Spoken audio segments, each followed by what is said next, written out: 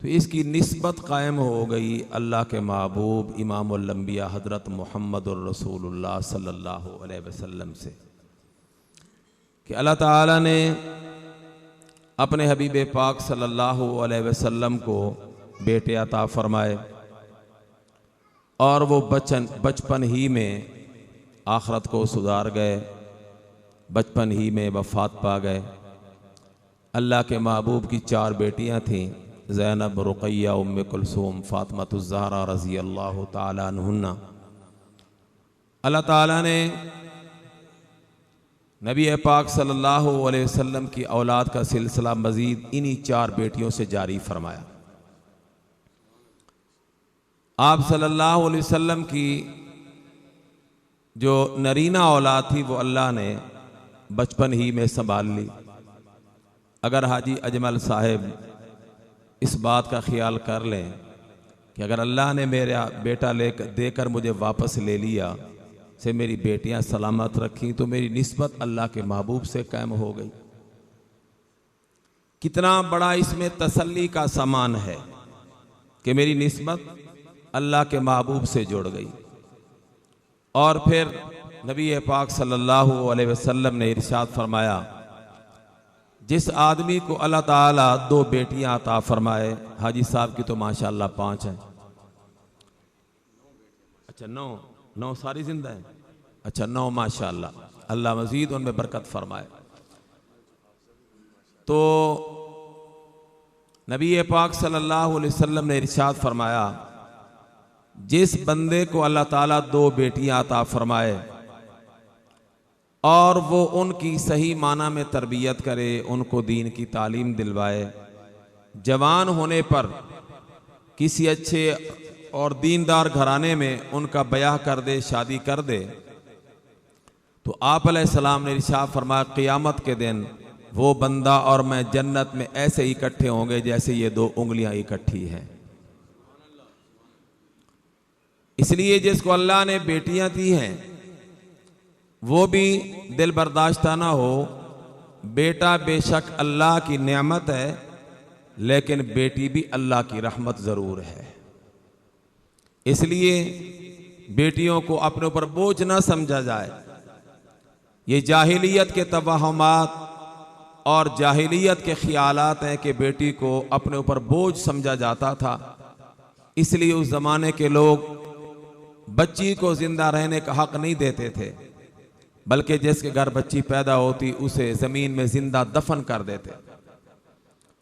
वो तो रहमत आलम हज़रत मुहम्मदुर रसूलुल्लाह सल्लल्लाहु अलैहि वसल्लम के इनक़िलाब रहमत ने औरत को जिंदा रहने का हक दिया। अगर औरत माँ है तो अल्लाह ने उसके कदमों के नीचे जन्नत सजा रखी है। अगर औरत बेटी है तो बाप के लिए रहमत है, और अगर बेटी बहन है तो उसके सर पर अल्लाह ने इस्मत का पर्दा रखा है। और अगर कोई औरत किसी की बीवी है तो वो उसकी रफ़ीक़ा हयात है। ये सारी हैसियतें आमना किलाल हज़रत मुहम्मदुर रसूलुल्लाह सल्लल्लाहु अलैहि वसल्लम ने औरत को दी हैं। इसलिए ख़वातीन भी इमामुल अंबिया सल्लल्लाहु अलैहि वसल्लम के इस एहसान की कदर करें। बाकी बेटा देना, बेटियां देना, जोड़े अता करना, किसी को कुछ न देना, ये इख्तियार सिर्फ और सिर्फ मेरे अल्लाह रब्बुल आलमीन का है। कितने अंबिया अलैहिमुस्सलावात व तस्लीमात दुनिया में आके चले गए, अल्लाह ने उन्हें कोई औलाद अता ही नहीं फरमाई, ना बेटा ना बेटी। औलाद का इख्तियार सिर्फ और सिर्फ अल्लाह वाहदहू ला शरीक के पास है। इसलिए जिसकी औलाद ना हो वो अल्लाह से दुआ मांगे। और हर जवान बच्चा और बच्ची जब शादी की उम्र को पहुंचते हैं, शादी हो जाती है, तो हर जोड़े की तमन्ना यही होती है कि अब अल्लाह ताला हमारे घर में कोई बच्चा कोई बच्ची अता फरमाए, हमारी खाली झोलियों को अल्लाह औलाद से आबाद फरमाए। इसलिए कुरान करीम ने हमें जो तालीम दी है वो ये है कि बंदा जब अल्लाह से औलाद मांगे तो हमेशा नेक औलाद मांगे। और बेटियां, मैं अर्ज कर रहा था कि अल्लाह की वो रहमत है। कुरान पाक के तीसरे पारे की जहाँ से मैंने तिलावत की है उसमें अल्लाह रब्बुल आलमीन ने इसी मसले को बयान फरमाया।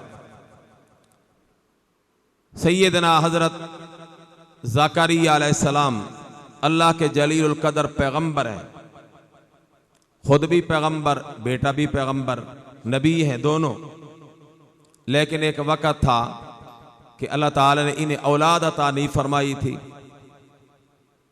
फाकूद नामी एक शख्स था, वो बड़ा खुशकिस्मत था कि उसकी दो बेटियां थीं। उसने एक बेटी उस वक़्त के किबला बैतुल मुक़द्दस के इमाम इमरान को दी और अपनी एक बेटी वक़्त के पैगंबर सैयदना हज़रत ज़करिया अलैहिस्सलाम को दी, जिसके दामाद इतने बुलंद मकाम पर फैज़ हूं कि एक किबले का इमाम हो और एक वक़्त का नबी हो। हमारे लिए इसमें मैसेज और पैगाम ये है कि हम भी अपनी औलाद का जब रिश्ता करने लगे तो रिश्ता देख कर करें, अच्छा नेक और दीनदार रिश्ता होना चाहिए। तो फाकूद नामी शख्स ने अपनी दोनों बेटियां एक वक़्त के किबला के इमाम हज़रत इमरान को दी और एक बेटी अपनी वक़्त के पैगंबर हज़रत ज़करिया अलैहिस्सलाम को अता फरमाई। लेकिन अल्लाह की शान, दोनों बहनें औलाद से महरूम हैं।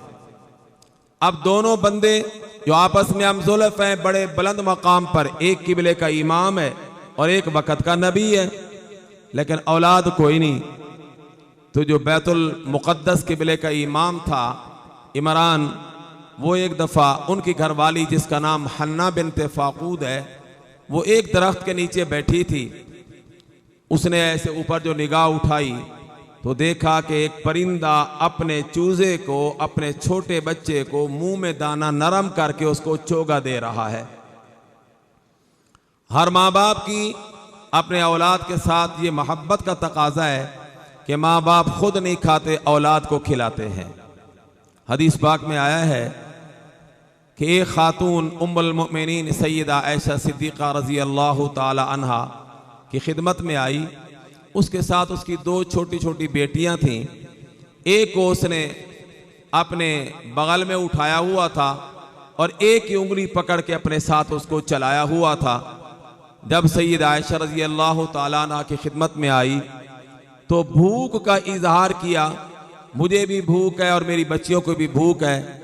तो सैयदा आयशा सिद्दीक़ा रज़ी अल्लाह ताला अन्हा ने अपने घर से 3 दाने खजूर के लाकर उस खातून को दिए।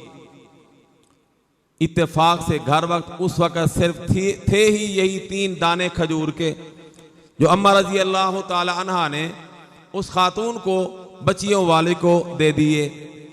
उस खातून ने, उसकी मामता ने एक दाना अपनी एक बेटी को दे दिया, दूसरा दाना अपनी दूसरी बेटी को दे दिया और अपने हिस्से का खजूर का दाना हाथ में लेके बैठी है, खाया नहीं।